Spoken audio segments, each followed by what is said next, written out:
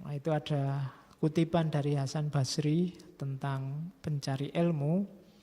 Ada proses berilmu yang keliru, katanya Hasan Basri. Siksaan ilmu pengetahuan adalah hati yang mati. Kemudian Hasan Basri ditanya, apa sih yang dimaksud hati yang mati? Matinya hati adalah mencari harta dunia dengan menggunakan perbuatan akhirat. Jadi perbuatan akhirat itu banyak. Ngaji ini perbuatan akhirat. Kamu sholat perbuatan akhirat. Dai yang dakwah itu perbuatan akhirat. Banyak perbuatan akhirat tapi tujuannya dunia. Ini akan mematikan hati. Kalau mematikan hati, ilmu pengetahuanmu juga akan mati. Itu maunya Hasan Basri. Kalau sebaliknya malah bagus. Perbuatan dunia untuk tujuan akhirat. Tapi kalau perbuatan perbuatan dunia untuk tujuan akhirat. Tapi kalau perbuatan akhirat untuk tujuan dunia itu jelek. Bisa mematikan hatimu. Ngaji tujuannya hanya biar ngumpul-ngumpul, biar dapat teh gratis daripada nganggur malam-malam. Itu dunia. Ceramah tujuannya popularitas kayak tadi, itu tujuan dunia. Kalau yang datang sedikit marah-marah besok nggak mau datang lagi. Itu dunia, popularitas. Jadi katanya Hasan Basri enggak. Itu akan menyiksa ilmumu. Karena apa? Hatimu mati. Kalau hati tidak hidup, ilmu pengetahuan tersiksa. Kenapa? Karena hidup itu porosnya ada pada hati. Minggu depan kita belajar Bidayatul Hidayahnya Ghazali. Bagaimana mengelola hati dalam taklim. Jadi katanya Hasan Basri itu, jadi kalau ingin ilmumu hidup, hatimu harus hidup. Karena aplikasi ilmu butuh hati. Kalau hatimu mati ya tidak bisa. Kalau kamu bawa ke dunia, ilmu itu yang ikut dunia. Kalau kamu bawa ke akhirat, ilmu bermanfaat di akhirat. Maka ikuti prosedur ilmu yang benar. Oke, nah ini ada tempat sarannya Mbah Hasim, ya, situasional. Ini yang saya sebut kontekstual. Sesuai konteks zaman itu, mungkin konteks anak-anak pondok, pesantren, bagus. Kalau kamu yang suka begadang, ya mungkin beda lagi kasusnya. Jadi katanya Mbah Hasim, ada waktu dan tempat ideal. Waktu sahur untuk menghafalkan. Padahal waktu sahur biasanya kamu baru tidur. Ya, sahur itu bagus, pikiranmu sedang jernih, tajam. Kenapa kok kamu susah bangun waktu sahur? Karena waktu tidurmu kebalik. Terus pagi itu untuk diskusi enak. Siang untuk nulis. Malam untuk mengulang, membaca-baca, mengulang-ulang yang sudah didapat. Jadi Mbah Hasim ngasih saran, bagi waktumu para pelajar secara cerdas. Jangan sembarangan. Karena kadang-kadang waktu yang tidak mood untuk nulis, kamu nulis ya tidak maksimal. Waktunya harusnya menghafalkan, kamu malah diskusi ya tidak maksimal. Membahas itu pagi, banyak teman diskusi. Kalau waktu sahur kamu diskusi, ngomong sendiri itu ya. Ya nanti orang-orang bingung. Tempat yang paling baik sendiri atau pokoknya yang menurutmu kamu tidak terganggu. Dan tidak banyak hal yang membuatmu lupa. Lupa itu maksudnya terlena, nggak jadi belajar. Kadang-kadang kamar, kalau sekamar 2-3 orang sama temen, ya mungkin pas temenmu ada kamarnya jadi nggak kondusif. Pokoknya nyari ketenangan, makanya bahasanya Mbah Hasim dalam kamar, atau pokoknya yang membantumu untuk tidak gampang lupa. Ya ini setiap orang punya gaya sendiri-sendiri. Ada yang suka yang sepi, ada yang suka yang rame. Ada yang membaca, ada yang mendengarkan. Ada yang sambil lihat TV, ada yang sambil sembunyi di mana gitu. Strateginya masing-masing, tapi aturlah. Karena kita butuh waktu ideal, butuh tempat ideal. Karena ilmu ini penting. Terus kalau pada guru, ini seorang murid yang pertama hati-hati milih guru. Itu jelas. Jangan sembarangan, karena guru itu yang nuntun kita. Antara lain kalau nyari guru, yang pertama cari yang profesional sesuai bidangnya. Kalau ingin ngerti urusan kesehatan ya tanya dokter, ngisi. Pengen ngerti urusan pertanian tanya petani, pengen ngerti urusan ibadah tanya ahli fikih. Yang profesional. Jangan ngawur. Tanya obat-obatan pada petani ya enggak ketemu.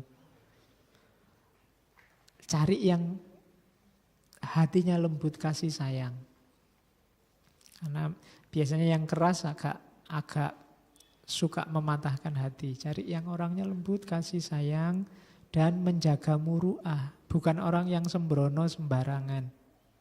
Katanya Mbah Hasim. Karena kita mau ikut mereka. Tidak sekedar untuk popularitas, tapi kita mau manut ke mereka. Kadang-kadang kan kamu nyari orangnya yang nyentrik, yang pikirannya aneh, alternatif. Loh, kamu belajar dari orang-orang kayak gini enggak apa-apa. Tapi untuk jadi guru yang kamu ikuti tuntunannya, cari yang menjaga muru'ah. Dan yang terakhir jangan lupa yang cara ngajarnya bagus. Biar kamu mudah paham. Karena meskipun orangnya profesional, kasih sayang, menjaga muru'ah, kalau kamu diajar ndak paham-paham, orang ini ngomong apa tuh? Ngomong apa batu, aku ndak ngerti belas. Nah itu ya kamu pertimbangkan lagi apa cocok. Dan dipahami atau ndak dipahami itu biasanya style tiap orang beda-beda. Ada orang yang kalau dosennya ngomongnya kelemak-kelemek, ndak tegas, ya dia ngantuk. Dia butuh yang gurunya ini yang teriak-teriak, yang ngomongnya keras. Terus sama guru harus patuh, tidak keluar dari nasihat dan aturan. Ini tirakatmu itu, pencari ilmu. Banyak yang ngeritik, Pak, boleh toh, enggak setuju boleh. Boleh tanya, boleh. Bahkan boleh mendebat, boleh. Lakukan dengan cara yang baik. Tapi secara umum patuhi. Patuhi itu kok kamu tanya enggak dijawab. Debat dia enggak berkenan, ya enggak apa-apa, kamu ikuti. Disuruh apa-apa diikuti, itu tirakatmu. Barokah ilmunya di situ. Banyak orang yang hari ini kalkulasinya rasional. Padahal zaman dulu itu banyak yang mungkin ilmunya enggak terlalu banyak dari pesantren, tapi pulang-pulang jadi kiai, pulang-pulang jadi ulama besar. Itu kalau bahasa pesantren, barokahnya ilmu. Orang ilmunya sedikit tapi manfaatnya luar biasa bagi dirinya sendiri atau orang lain. Ada orang yang ilmunya banyak tapi tiap hari hanya bikin masalah. Itu berarti ilmunya kurang barokah. Di antara tirakatnya biar barokah ilmumu adalah hormati guru, muliakan guru, patuhi, berlakulah baik di depan guru. Caranya begitu. Sebenarnya ya terhadap semua orang sebenarnya kamu harus akhlaknya baik, memuliakan, menghormati. Apalagi di hadapan guru. Terus doakan gurumu. Siapapun. Kalau hanya doa aja kamu gak mau ya agak susah dapat barokahnya ilmu. Bahkan minggu lalu Ali bin Abi Thalib bilang, ana abdu man allamani walau harfan wahidan. Aku adalah hamba siapapun yang ngajari aku meskipun hanya satu huruf. Kalau ada waktu senggang, ada waktu slow, mungkin pas kamu wirid habis sholat, kirimi Fatihah guru-gurumu. Kirimi Fatihah buku-buku, kitab-kitab mu'alifnya yang kamu baca. Kalau habis baca bukunya Nietzsche, ya ila ruhi Nietzsche, Al-Fatihah, no. Kirimi Fatihah orang-orang kamu, karena kamu ngambil manfaat dari ilmunya mereka. Kalau orangnya sudah enggak ada, ya kita kirimi Fatihah biar meridhoi, mengikhlaskan ilmunya kita pakai. Terus bahkan kamu juga harus sabar meladeni gurumu. Kalau pas mungkin gurumu marah, gurumu tidak berkenan, menurutmu gurumu keliru, itu kamu butuh kesabaran. Karena jangan-jangan itu ujiannya buatmu. Gurumu sengaja begitu untuk mendidikmu. Itu akhlak kepada guru. Siapapun guru itu. Tidak harus yang ada di sekolahmu. Bahkan teman sekamarmu kalau banyak ngajari kamu, ya dia gurumu. Kalau kalian saling belajar berarti masing-masing saling memposisikan sebagai murid dan guru. Maka salinglah menghormati. Kalau tadi semua orang, semua peristiwa kamu jadikan guru, kamu ambil pelajaran, berarti hargai semua orang. Larinya ke situ nanti. Oke, terus akhlak pada ilmu. Ada juga pada ilmunya harus ada akhlaknya juga. Pada pelajaran harus ada akhlaknya juga. Yang pertama, cari ilmu yang fardu ain dulu. Kalau kamu ngaku muslim, ya harus ngerti dasar-dasar seorang muslim. Harus ngerti fikih dasar, harus ngerti tauhid, harus ngerti yang dasar, yang fardu dulu. Indonesia misalnya, kamu merasa orang Indonesia, yang fardu ya kamu ngerti apa itu ilmunya Indonesia, kamu ngerti tentang Pancasila. Itu ilmu wajib, membangun identitas. Kalau sudah yang fardu ain dikuasai, kuasai ilmu-ilmu yang kondusif untuk agamamu, untuk keimananmu, untuk kebahagiaan akhiratmu, dan segala pendukungnya. Jadi caranya begitu. Bagi yang Pak, saya ilmu agama saya rendah Pak, tapi filsafat saya tinggi. Ya kamu ulang prosesnya, yang wajib kamu pelajari dulu. Atau kamu balik, sekarang kamu belajar yang wajib-wajib. Tentang Allah, tentang apa yang harus dipercaya, mengapa harus dipercaya. Sholat seperti apa, zakat seperti apa, dan seterusnya. Itu kan yang fardu ain, yang wajib. Dan ilmu-ilmu pendukungnya. Terus yang ketiga, tidak sibuk dengan debat dan khilafiyah. Saya tidak tahu sekarang banyak teman-teman yang sibuknya dengan khilafiyah. Ribut dengan mana bid'ah, mana sunnah. Khilafiyah, ribut mana yang asli Islam, itu tidak asli Islam. Ribut mana, saling maki-maki. Yang sini maki-maki ke sana dasar liberal, yang sini maki-maki dasar Wahabi. Tambahi lagi dasar Syiah. Tambahi lagi sekarang dasar PKI. Oke sekarang, kenapa kamu sibuk dengan khilafiyah? Bukan tidak penting, tapi ada yang lebih penting. Kalau kamu sibuk di situ, hasilnya apa? Hatimu bingung. Kalau sudah bingung, kamu tidak tenang. Kamu membaca sekian puluh informasi palsu setiap hari, itu kan hasilnya cuma kebingungan-kebingungan. Ini yang benar yang mana? Ada orang dibakar, ada orang dipancung, ada orang terus oh ini palsu. Terus kamu tidak percaya semua. Tapi ternyata ada juga yang asli, hasilnya kebingungan. Yang sini nuduh bid'ah, terus yang dituduh bid'ah bukan bid'ah, ini lo dalilnya. Yang sini, lo itu jangan-jangan do'if. Oleh ini juga ramai terus, dan kamu bingung doa akhirnya. Pada saatnya kamu silahkan berdiskusi, berdebat, tapi kamu jangan fokus di situ dulu. Mantapkan dulu, matengkan dulu ilmumu, baru kalau kamu merasa sudah dalam, sudah mantap, silahkan masuk ke dunia khilafiyah. Terus tasheh, ya diakui atau tidak, mungkin banyak hal kamu belajar sendiri, baca buku sendiri, memahami sendiri. Budayakan tasheh pada ahlinya. Pak, saya baca buku ini isinya kayak gini, benar nggak Pak? Nah, nanti ahlinya mesti bilang, saya belum baca bukunya. Tunggu saya baca dulu, ya enggak apa-apa. Yang penting budayakan tasheh. Pak, saya tolong diuji Pak, saya habis memahami ini. Nah, jarang sekarang yang begitu ya, mahasiswa itu kalau ada ujian malah lari. Zaman dulu kan ada tradisi sorogan, jadi maju ke kiainya, Pak Yai saya ngaji ini tolong diluruskan kalau saya salah. Jadi sengaja mempresentasikan ilmunya pada gurunya. Kalau mahasiswa hari ini kan waktunya presentasi pamit.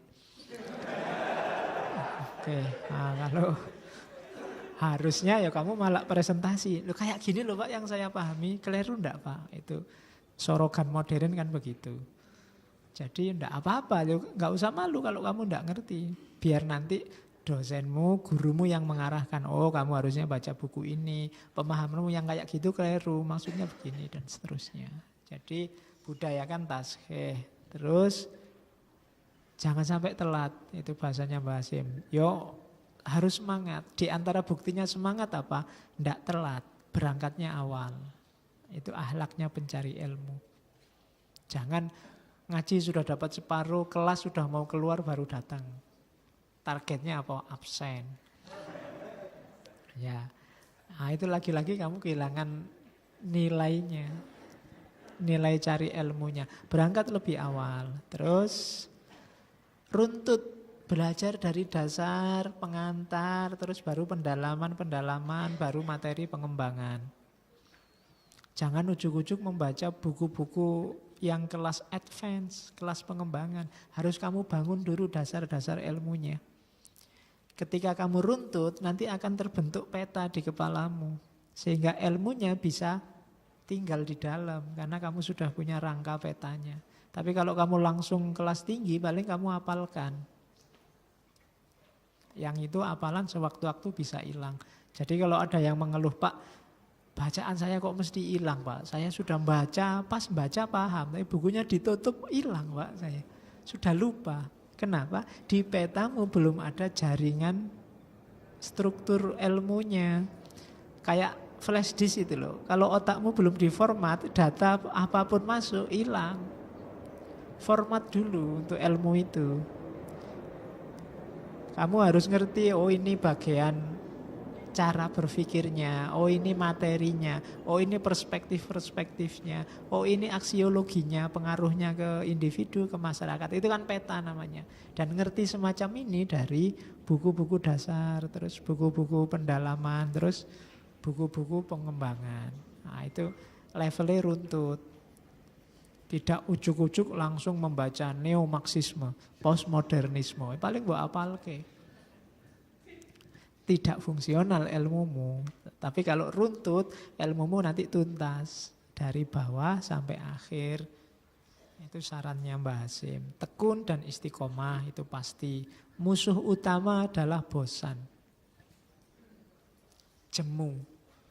Pak, masa tiap pagi baca terus bosan, Pak? Ngaji kayak gini musuh utamanya juga bosan. Lama-lama, alah ngaji ya gitu-gitu aja bertahun-tahun. Lama-lama mesti bosan. Musuh utamamu itu. Kalau kamu bisa menaklukkan rasa bosan, itu kamu sudah menang 70%. Kenapa? Karena istiqomah itu luar biasa. Kalau dalam sufi istiqomah mengalahkan karomah. Ibadah kecil-kecil tapi istiqomah itu lebih dihargai Allah daripada ibadah besar-besar tapi musiman. Pas musim sumpek, wah ibadahnya banyak, wiritan kemana-mana nggak tasbih. Kalau mau ujian, wiritan terus nangis-nangis. Tapi begitu sukses, mulai menyusut ibadahnya. Kalau ditanya alasannya banyak. Allah ngerti batin saya, ini mesti. Tapi kalau waktunya butuh, semangatnya luar biasa. Tidak istiqomah. Semakin kamu istiqomah, semakin kamu mantap dan menguasai dirimu. Coba aja jadi orang istiqomah. Nanti kamu akan menemukan keuntungannya. Ya tidak instan pasti, karena semua yang instan itu pasti tidak sehat. Nah, ya, makanan, minuman instan kan juga tidak sehat. Ilmu juga begitu, yang instan juga tidak sehat. Kiai instan juga tidak sehat. Ulama instan juga tidak sehat. Jadi segalanya ada prosesnya. Terus memuliakan guru, kalau tanya harus dengan bahasa yang baik, meskipun jangan juga terlalu malu-malu. Jangan terlalu malu-malu, juga jangan terlalu tidak sopan. Terus kalau modelnya sorogan, ya mau ngantri itu tidak balapan.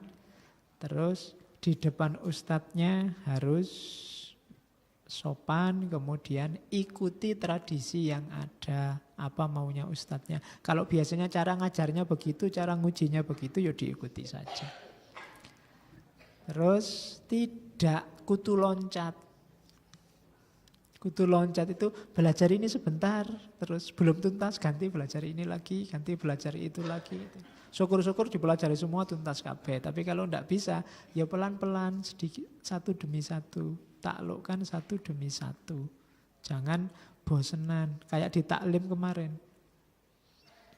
Tuntaskan ilmu ini, kalau sudah naik ke ilmu ini, kalau sudah naik ke ilmu ini, terus begitu. Kemudian yang mendukung semua itu perilakumu harus positif.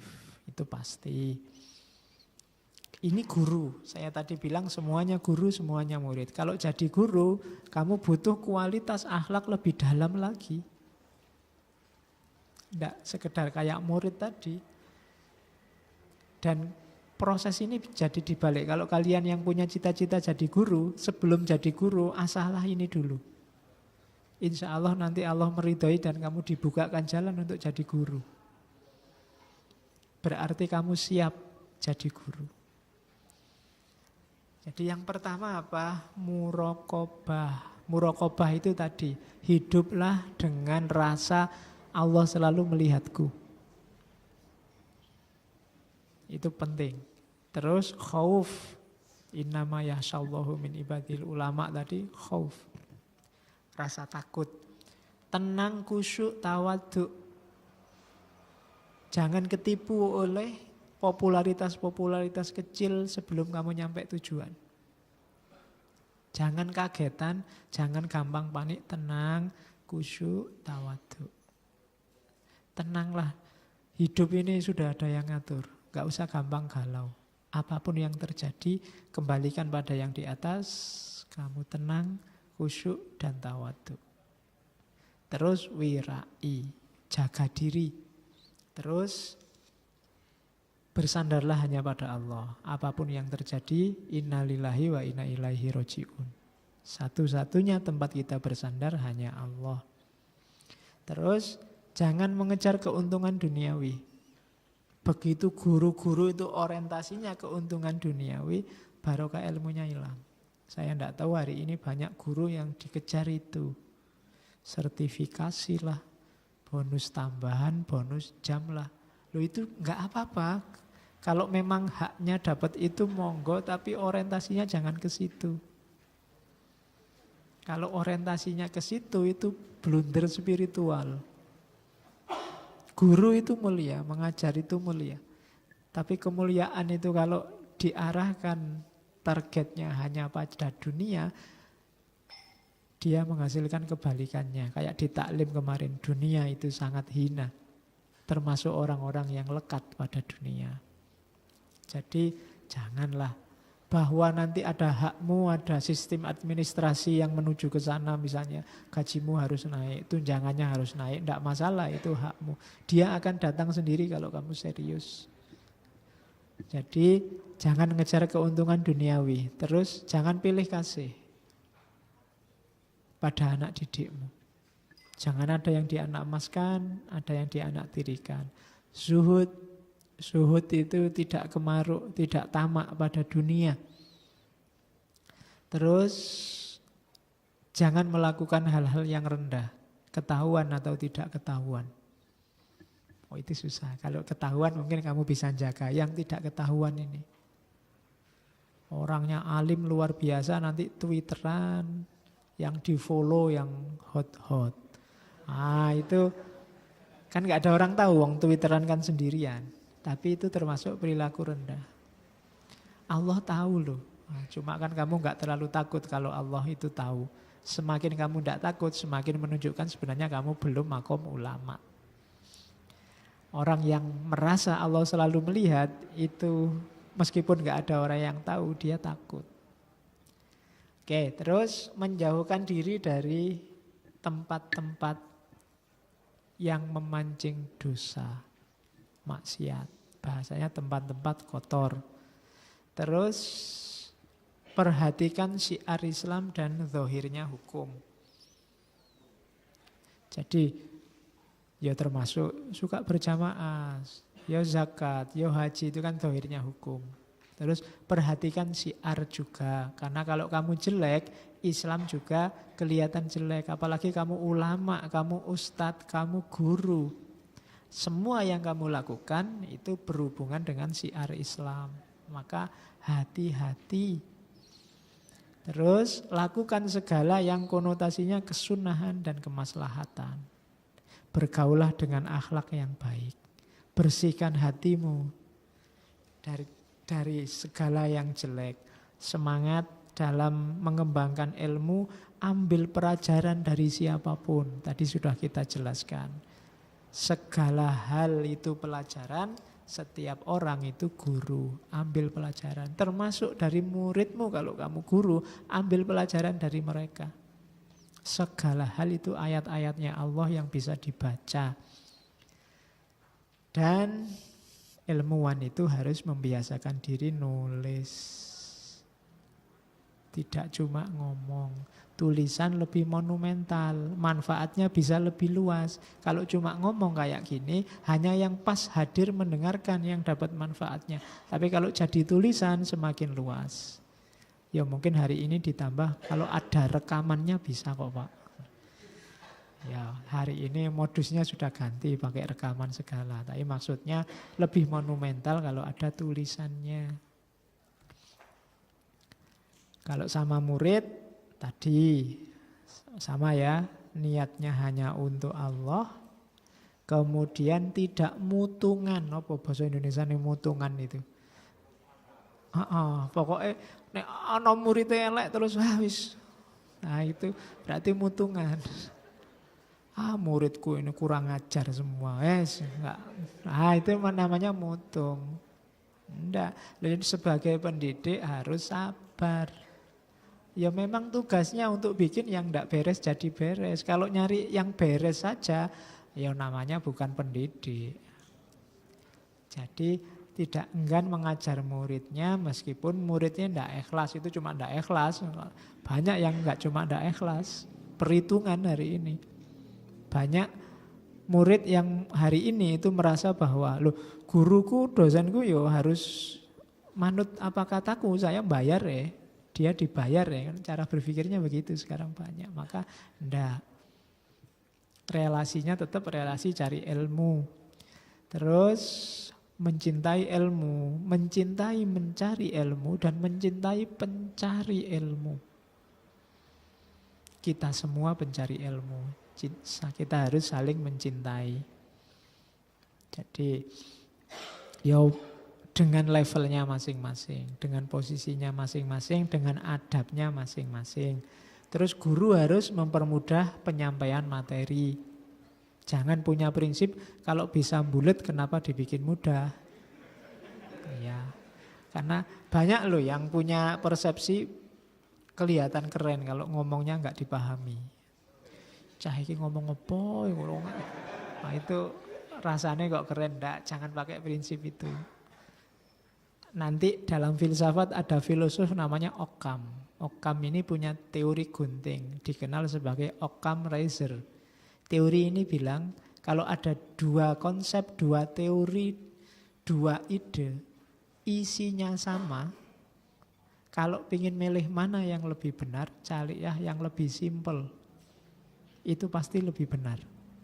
Semakin gagasan itu bulat, biasanya semakin jauh dari kepastian kebenaran.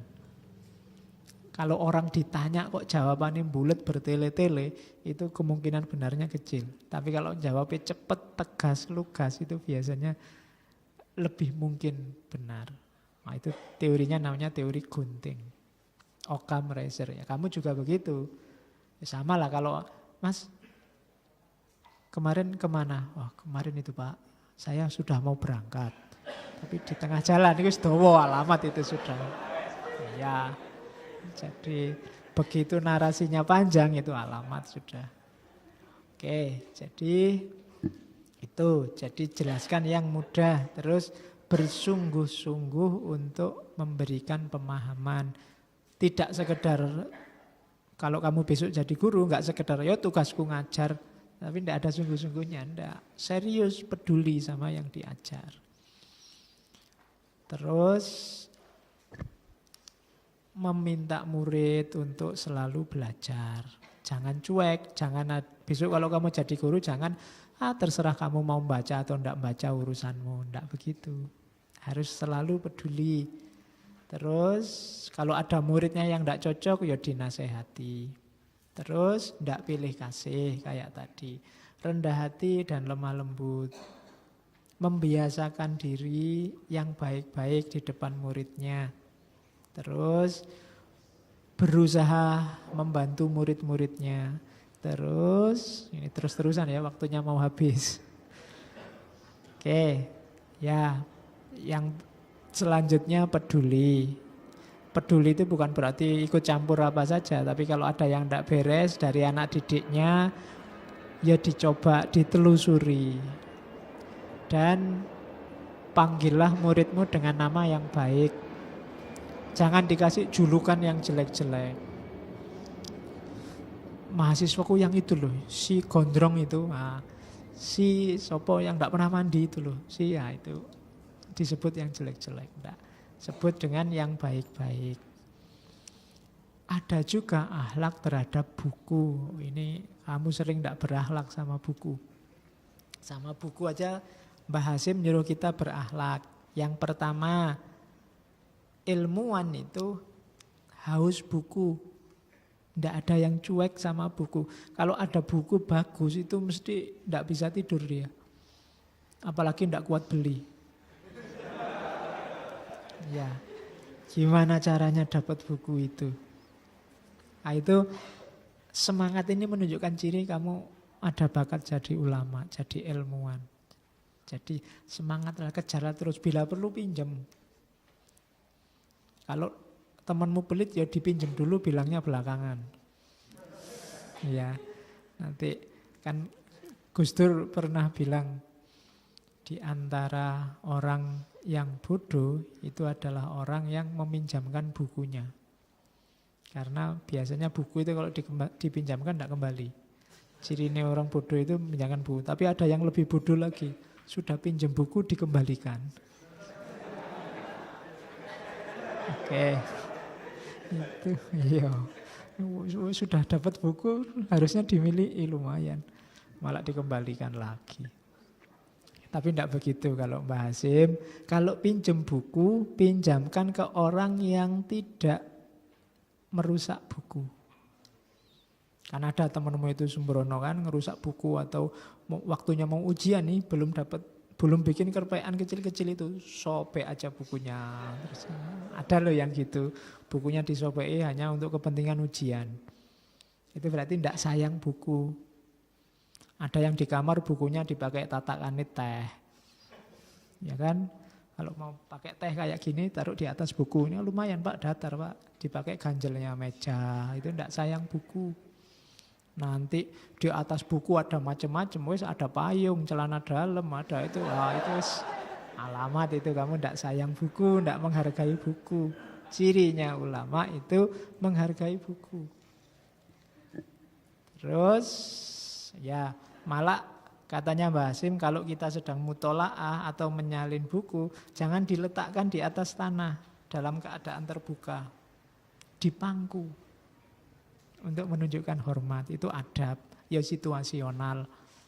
Dipangku kalau bukunya towable itu ya berat. Cari meja kalau bisa kecil, lebih menghargai, apalagi Al-Quran. Terus teliti dan jeli dalam membeli buku, biar hasilnya bukan maki-maki. Beli buku terus, waduh ternyata halaman berapa kosong, halaman ini kosong, itu kan hasilnya maki-maki akhirnya. Jadi telitilah, jelilah. Apalagi judulnya apa, isinya apa. Saya sering beli buku kayak gitu. Oke, judulnya HP, begitu dibeli karena plastikan sampai rumah, alah isinya. Nah itu berarti tidak jeli, harus jeli. Terus syukur-syukur kamu bisa setiap kali belajar, nulis, baca itu dalam keadaan suci dan menghadap kiblat. Ada sakralnya, ada ritualnya. Itu berpengaruh dalam perasaan kita, positioning diri kita ini jelas. Tapi kalau antara ngobrol sama belajar sama itu tidak ada bedanya, itu biasanya kurang mantep. Lebih mantep itu yang bila perlu kamu ada kostum sendiri kalau belajar pakai baju yang, nah itu mungkin lebih sakral momen belajar itu. Jadi ngadep kiblat, bersuci, terus baca buku, dibuka 2 lembar terus ngantuk tidur. Ya biasanya kan ngono kamu. Ya, terus ada beberapa quote bagus, tapi insya Allah Mbak Hasyim akan beberapa kali kita angkat karena kitabnya banyak. Itu saya ambil, saya potong dari beberapa kitabnya. Saya kira bagus meskipun tidak ada hubungannya sama taklim, tidak ada hubungannya sama adab. Tapi penting untuk dasarnya. Jadi, innal haqqo yad'ufu bil ikhtilaf. Jadi kebenaran itu bisa melemah karena perselisihan, bil ikhtilaf wal iftiraq, dan perpecahan. Wa innal batila qad yaqwa bil ittihad wal ittifaq. Itu dari Muqaddimah Qonun Asasi. Yang NU harus baca kitab ini kalau NU-nya serius. Jadi kebenaran itu bisa melemah karena perpecahan dan perselisihan. Islam itu kita yakin sekali kebenarannya. Keimanan mutlak tidak bisa ditawar. Tapi dia akan lemah kalau modus beragama kita senantiasa pecah dan berselisih. Bahkan ada kalanya kebatilan jelas-jelas salah. Kenapa bisa menang dan kuat? Karena ada ittihad wal ittifaq. Para pendukung kebatilan ini kompak dan bersatu. Sementara kita para pendukung kebenaran berselisih dan terpecah-pecah. Ini dalil untuk perjuangan zaman dulu. Semoga masih relevan hingga hari ini. Jadi innal haqqo yad'ufu bil ikhtilafi wal iftiraqi. Jadi kebenaran itu dia akan melemah kalau kita berselisih. Kenapa melemah? Karena antar kita saling menjatuhkan, saling maki, saling menafikan. Sementara mereka yang batil kompak, maka kita akan kalah. Itu kelanjutannya. Tapi kalau ini dari Al-Mawa'id, sesungguhnya perpecahan, pertikaian, saling menghina dan fanatik mazhab adalah musibah yang nyata dan kerugian yang besar. Ini disebut musibah yang nyata karena tidak ada seorang pun yang akalnya masih jalan akan menganggap perpecahan, pertikaian, saling menghina itu baik. Semua orang akan menganggap jelek. Tapi entah mengapa banyak orang masuk ke sini. Padahal sudah dianggap jelek. Dan itu adalah kerugian yang besar. Seperti yang kita alami hari-hari ini. Ya, ini juga. Innal ijtima'a wat ta'arufa wal ittihada wat ta'allufa huwal amru alladzi la yajhalu ahadun manfaatuhu. Sesungguhnya persatuan, saling memahami, saling bersatu dan saling menyayangi adalah sesuatu yang tidak ada seorang pun yang tidak tahu manfaatnya. Cuma banyak orang yang tidak mau ke situ. Padahal semuanya yakin bahwa bersatu, saling memahami, saling mengenal dan saling menyayangi itu baik, bermanfaat. Tapi tidak ada yang mau ke sana. Banyak yang tidak mau ada di sana. Itu penyakit-penyakit yang disebut oleh Mbah Hasyim. Dan nanti ada beberapa kitab yang beliau tulis untuk menyangkut itu. Cuma ini saya ngambil beberapa quotes-nya untuk kapan-kapan kita lanjutkan bahas ini. Dari Mbah Hashim, mungkin pada saatnya Mbah Ahmad Dahlan dan tokoh-tokoh yang lain. Oke, sudah materi Adabul Alim wal Muta'alim. Yang ingin lebih dalam silahkan dibaca sendiri. Karena ya yang kita tampilkan terbatas waktunya, jadi saya ngambil inti-intinya saja. Nanti beberapa masih harus kalian baca sendiri. Tapi intinya seperti yang di atas, agak mirip sama taklim.